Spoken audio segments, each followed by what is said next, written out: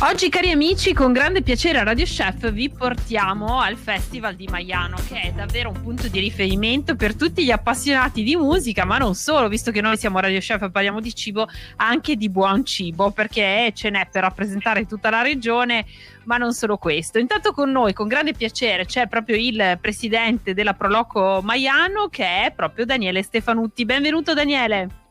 Buongiorno a tutti.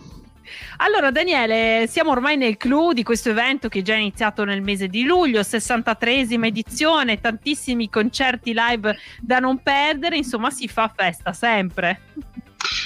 Sì, diciamo che siamo già partiti il 21 di luglio, abbiamo già visto transitare dalle nostre parti Salmo, Neck, Ringa, Masini, Panariello, e adesso invece ci aspetta Gabri Ponte, ci aspettano gli Articolo 31 come reunion, quindi un concerto molto importante, e Goran Bregovic, proprio siamo a ridosso, e molte altre serate, perché ovviamente non c'è solo la musica principale, ma anche ogni sera la musica sul palco secondario del festival, ma di qualità, è importante anche quella.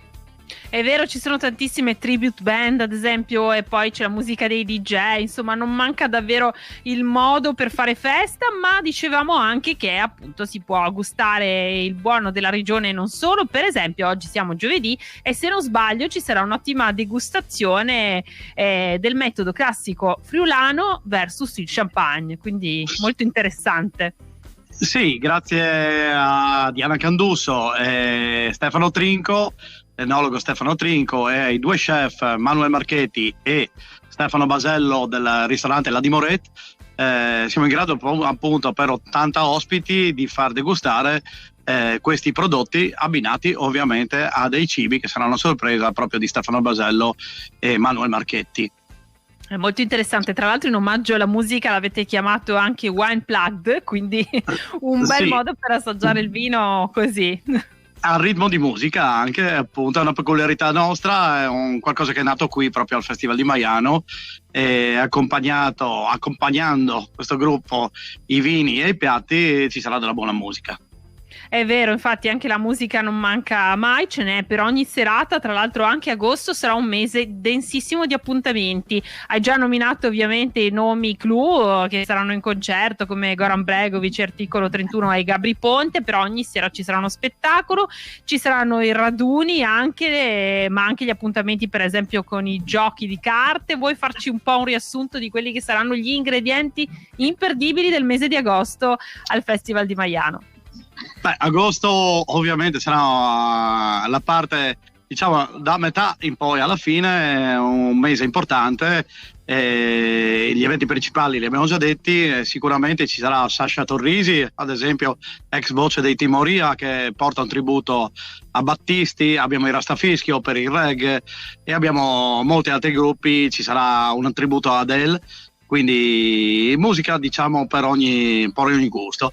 Già sabato questo avremo una cover, anzi due cover importanti, una gli Aquileia, che suoneranno sullo stesso palco, il main stage, quindi il palco principale dell'evento, e quindi prima loro con la musica melody metal, diciamo così, e poi un tributo ai Rammstein molto importante, insieme ai fuochi e le fiamme che li contraddistinguono ci sono gli Ubermesh, quindi un appuntamento da non perdere, direi proprio.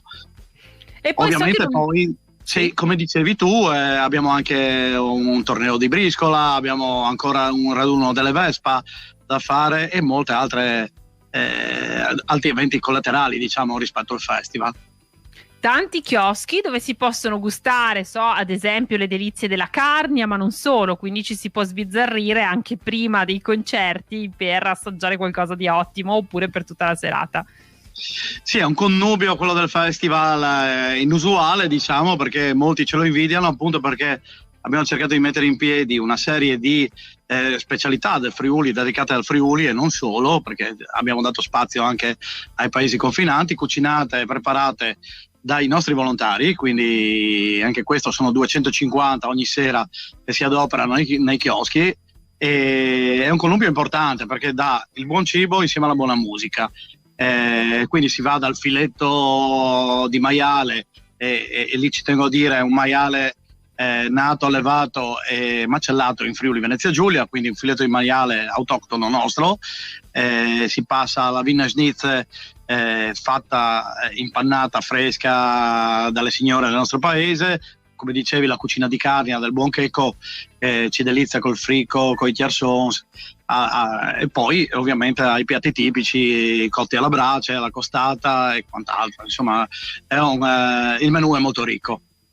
Insomma, per chi resta in regione anche in questo mese di agosto, per chi viene a visitarla, il Festival di Maiano diventa un vero punto di riferimento ogni serata con qualcosa di innovativo e tra l'altro weekend imperdibili. Ci sarà anche una chiusura con un gran finale pirotecnico poi il 15. Sì, ci contraddistingue da sempre. Il 15 di agosto l'ultima serata del festival corrisponde proprio col Ferragosto e migliaia di persone arrivano proprio per assistere a questo finale pirotecnico molto importante. Insomma, quindi diciamo festeggiamo tutti insieme questi 18 giorni di festival che in realtà occupano un intero mese. Benissimo Stefano, noi non vediamo l'ora di esserci e tra l'altro insomma devo dire che anche noi alla radio, per noi il Festival di Maiano è un grandissimo appuntamento per quanto riguarda la musica, ma non solo, ogni anno. Ricordo che ci sono tutte le informazioni e il programma su promaiano.it e naturalmente anche su Turismo FVG, grazie al quale insomma ci siamo sentiti anche noi oggi.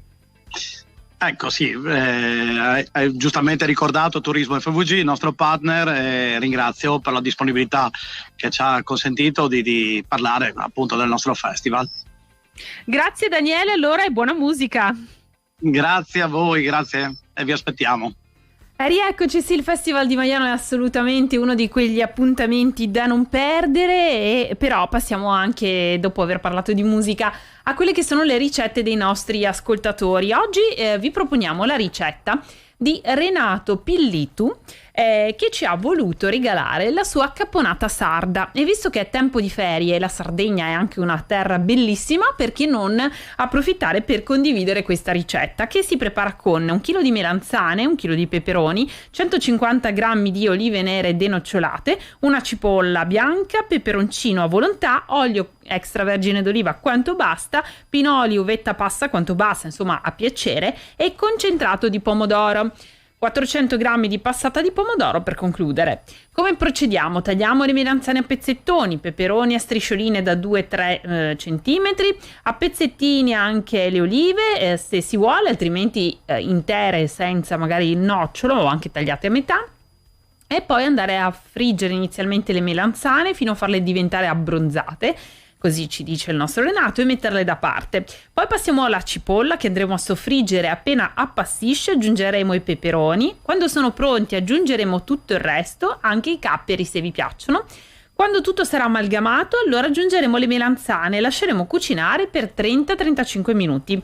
Serviamo con un po' di pane oppure usiamo come sugo per degli ottimi spaghetti. Beh, io la caponata la adoro, non so voi, però è un piatto che mi piace moltissimo e questa ricetta che arriva dalla Sardegna del nostro Renato può essere anche un'idea. Tra l'altro ricordo che sul nostro sito radio.0.it trovate nella sezione Radio Chef tutte le ricette dei nostri ascoltatori, però chiudiamo anche con un po' di leggerezza con questo estratto al basilico che vi voglio suggerire. Beh, innanzitutto un estratto che contiene tanto basilico. Dovete sapere che il basilico ha un importante potere sedativo ed ansiolitico, oltre che essere anche un ottimo antibatterico, antinfiammatorio e antiossidante, per cui per questo periodo dell'anno in cui molti di noi un po' lottano con lo stress se ancora non sono andati in vacanza, un po' siamo un po' scombinati dal caldo, un po' magari siamo un po' squilibrati e non è difficile che qualche infiammazione, non so, per esempio intestinale oppure qualche raffreddore d'aria condizionata ci colpisca, questo estratto